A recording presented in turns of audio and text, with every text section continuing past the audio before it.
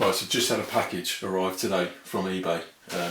This one I'm actually quite excited about because it's one that I've wanted for a few years. So what I managed to pick up is an original Xbox, a bundle. So we got, I think, about 8-10 games, 2 controllers, and obviously the Xbox Classic, still in its original box as well. So I've opened the package just to have a look inside, make sure it weren't full of dog shit or something, and it's all in there as far as I can see. Paid about £60 for it, which is not a bad deal. Looking at them online, the prices. The good thing about the classic Xbox is the games are still pretty cheap. There's a few of them, the rarer ones, that can fetch for about 40. Some, there's like one which is, you sell it for about 70 quid. So it's still Battalion, but I don't plan on getting any of them. It's mainly for nostalgia. It was probably the original Xbox was probably like one of my favourite consoles. It came out, I think, in about 2004, and it basically, I might be wrong with that, but it was ahead of its time when it came out, and the hardware was much better than, say, when you went from some of the games that you could get on PS2, you could also get on the Xbox Classic, and they just ran so much better.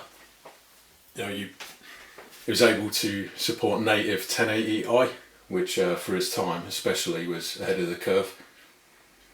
Had Xbox Live, well, the original iteration of it, and I've just got loads of fond memories of me and my mates years ago just sat around playing, you know, the original Halo 2, where it all began. Well, so without any further ado, I'm going to get it open, we'll have a look. So there we go.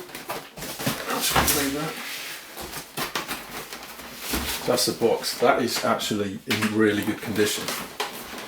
I'm surprised. I didn't buy it for the box because I'm not going to obviously keep it in there, but you know, the condition of that, I mean, that is really good. So I might keep that on the shelf somewhere. Open it up, make sure it ain't full of bricks or something. Jesus, I mean, he's even got the original polystyrene. I mean, that's not bad at all. And here we go, here's the beast. Now, this is a big console. I should say, a bloody heavy one as well. This is it. It's in pretty good condition. No real scratches, anything like that, just a bit of dust. Get rid of that with a bit of compressed air. What I'm going to do at some point is open it up and completely clean it out, have a look inside, clean the fans out of any dust and all that sort of rubbish. That should extend the life a bit. We've got the controller here. I don't know if this is the original.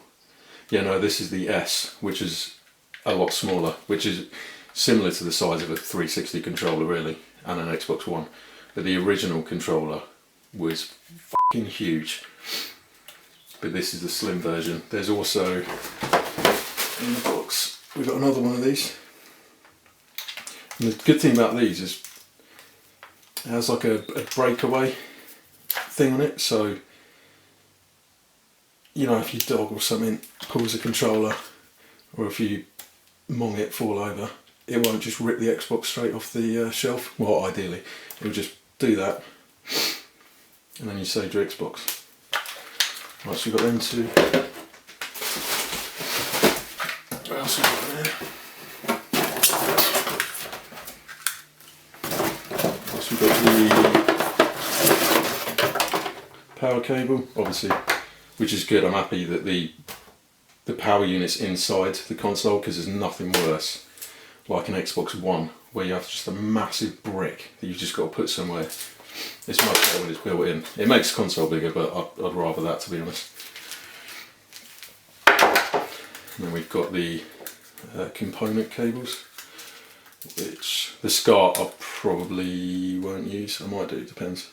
This will obviously work on older TVs. Newer ones, they don't put SCART inputs on them anymore, but they still do mostly have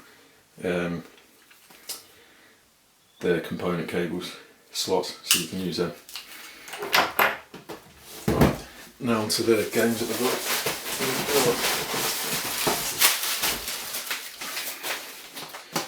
Then you've got to go. Oh, chuck that one on the floor, why not? Right, so the first one we got is Fable, which is a really popular game. I've actually never played the first one. I think I played the second one for 360. It's not in the best condition, but we'll give it a test later anyway. Got the manual and everything. Probably sink some hours into this.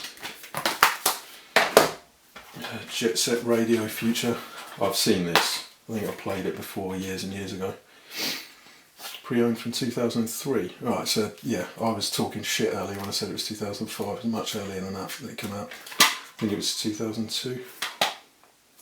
So this, from what I remember, is like a rollerblading game or some shite. But I don't know.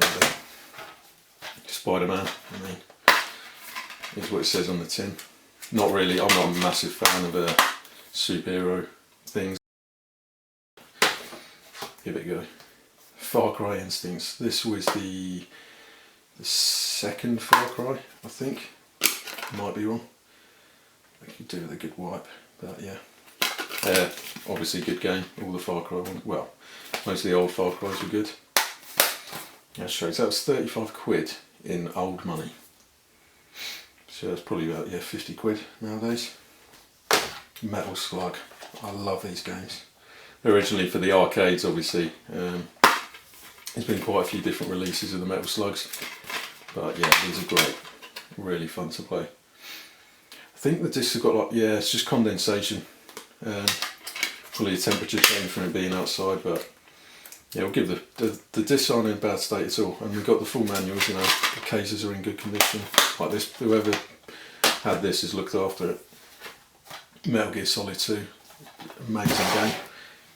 This is Substance, so it's the original Sons of Liberty, but it comes with extra stuff on it. For example, like the VR missions and other bits like that. Yeah, not bad. Psychonauts. I have no idea what that is. But from the makers of Grim Fandango, I know that was a good game. PS1. One of our favourite games ever. We'll see about that. But yeah, so far I'm impressed with the condition of these. Discs need a wipe, but all the manuals. Halo, everyone knows what Halo is. Probably have some fun with that. Still full manual. Yeah, no big scratches on the disc. Case in good nick. Ninja Gaiden. It's a good game. Played it on PS2 quite a bit. Still full manual. Yeah, some fingerprints and that, but I'm sure we can get them out. Dead or Alive Extreme Beach Volleyball. I've never played this, but I think it's pretty notorious for its dedication to tit physics.